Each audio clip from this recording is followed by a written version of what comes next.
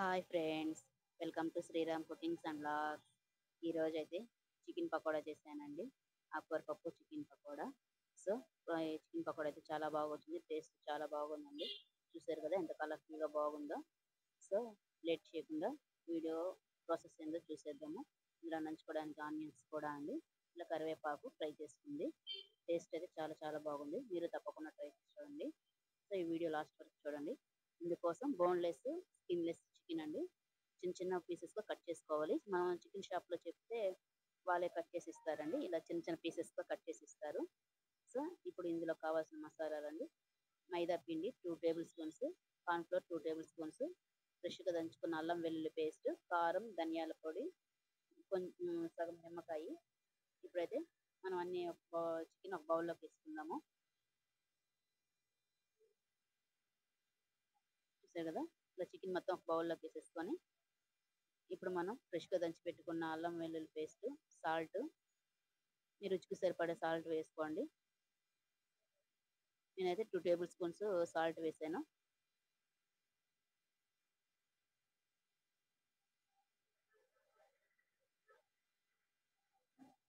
ఫ్రెష్గా దంచుకున్న అల్లం వెల్లుల్లి పేస్ట్, అలాగే ఉప్పు, కారము, ధనియాల పొడి,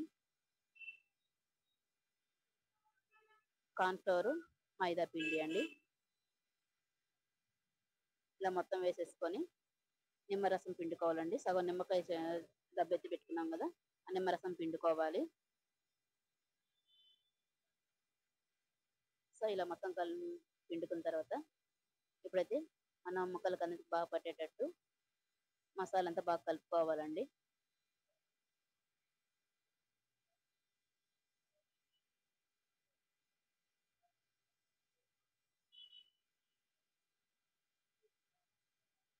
ఇప్పుడు కొంచెం గరం మసాలా, ఫుడ్ కలర్ కొంచెం. ఫుడ్ కలర్ మీకు ఇష్టమైతే వేసుకోండి, లేకపోతే స్కిప్ చేసుకోవచ్చు. కాకపోతే కలర్ బాగుంటుందని చెప్పి, చూడడానికి బాగుంటుందని నేనైతే కొంచెం అయితే యాడ్ చేస్తున్నాను. పిల్లలు తినే కదా, కలర్ఫుల్గా ఉంటే ఇష్టంగా తింటారని కొంచెం ఫుడ్ కలర్ వేసుకున్నాము. ఫుడ్ కలర్ కూడా వేసేసుకొని ఒకసారి మొత్తం కలుపుకోవాలండి. మొత్తం అన్ని ముక్కలకి బాగా పట్టేటట్టుగా పీస్ మొత్తం బాగా కలుపుకోవాలి. కలుపుకున్న తర్వాత కొంచెం కరివేపాకు కూడా వేసుకొని మళ్ళీ ఒకసారి కలుపుకోవాలండి. ముక్కలకు బాగా మసాలా పట్టించాలి. సో ఇలా మసాలా పట్టించి ఈ చికెన్ అనేది డీప్ ఫ్రిడ్జ్లో ఒక హాఫ్ అన్ అవర్ కానీ 1 అవర్ కానీ, టైం ఉంటే ఒక 1 అవర్, లేకపోతే ఒక హాఫ్ అన్ అవర్ అయినా డీప్ ఫ్రిడ్జ్లో పెట్టుకోవాలండి.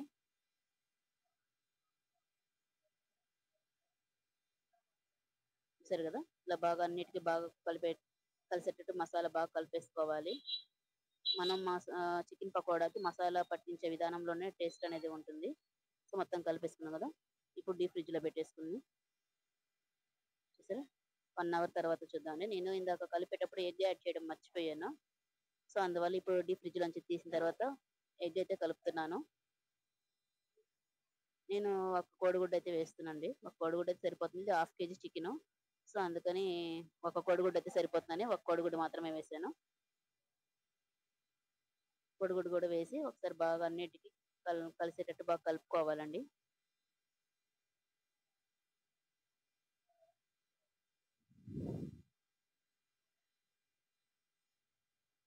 కలిపేసుకున్నాం కదా, ఇప్పుడు మనం డీప్ ఫ్రైకి ఆయిల్ వేడి చేసేసుకుందామండి. స్టవ్ ఆన్ చేసి ప్యాన్ పెట్టుకొని ముందుగానే ఆయిల్ అనేది హీట్ చేసుకోవాలి.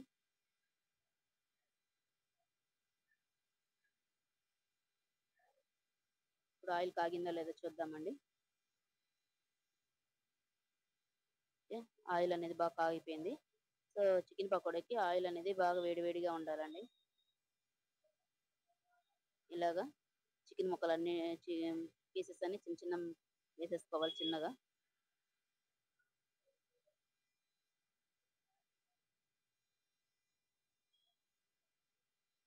టేస్ట్ అయితే చాలా బాగుందండి. కాబట్టి మీరు తప్పకుండా ఒకసారి ట్రై చేసి చూడండి. ఈ ప్రాసెస్లో చాలా అంటే చాలా బాగుంది.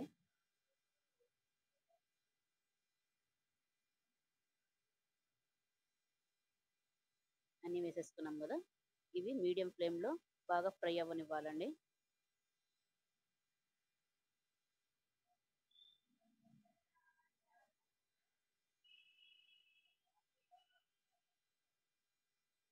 కదా బాగా ఫ్రై అయ్యాయి.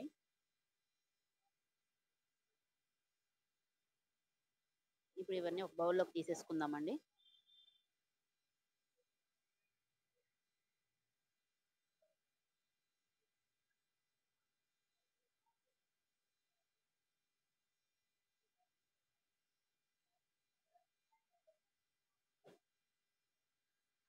అన్ని తీసేసుకున్నాం కదా, మళ్ళీ ఇంకోసారి వేసుకుందామండి.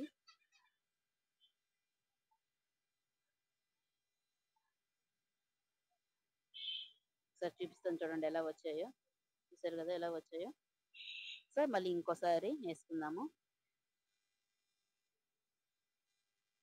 సేమ్ ఫస్ట్ లాగే మొత్తం కడాయి మొత్తం వేసేసుకోవాలండి.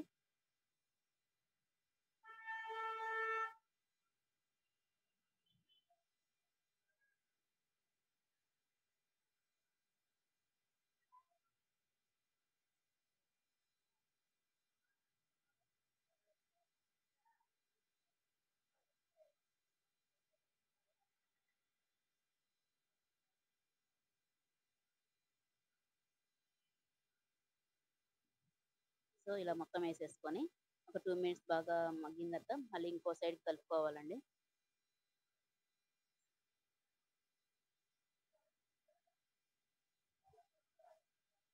చూసారు కదా ఇలా కలుపుకుంటూ ఉండాలి. ఈవెన్ గా మొత్తం ఫ్రై అయ్యేటట్టు బాగా కలుపుకోవాలండి. బాగా ఫ్రై అయిపోయాయి కదా. ఇప్పుడు మళ్ళీ ఇది ఇందాక మనం బౌల్లోకి తీసి పెట్టుకున్నాం కదా, ఆ బౌల్లోకి తీసేసుకుందాము.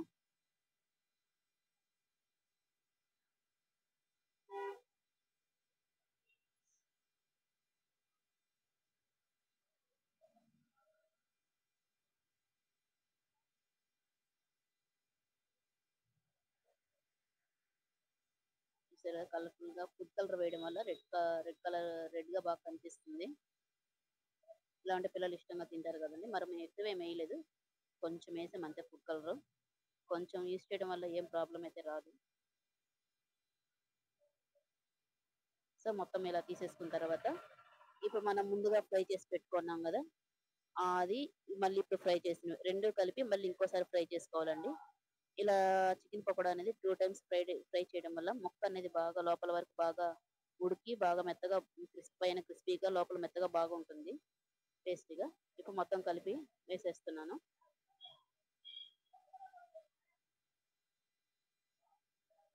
మొత్తం ఇట్లా రెండోసారి కూడా ఫ్రై చేయాలండి. ఇట్లా 2 టైమ్స్ ఫ్రై చేసుకోవాలి.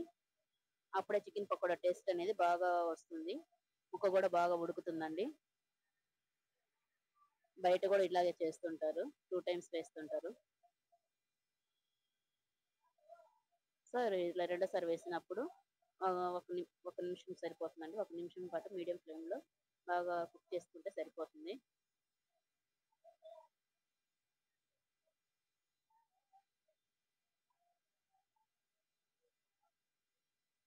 ఈవెన్ గా ముక్కలని బాగా కుక్ అయ్యేటట్టు చూసుకోవాలండి. చూసారా క్రిస్పీగా ఉంటుంది ఇట్లా. వేడి వేడిగా తింటే మాత్రం చాలా బాగుంటుందండి. అంటే బాగా ఫ్రై అయిపోయి కదా, మొత్తం తీసేసుకుందాము.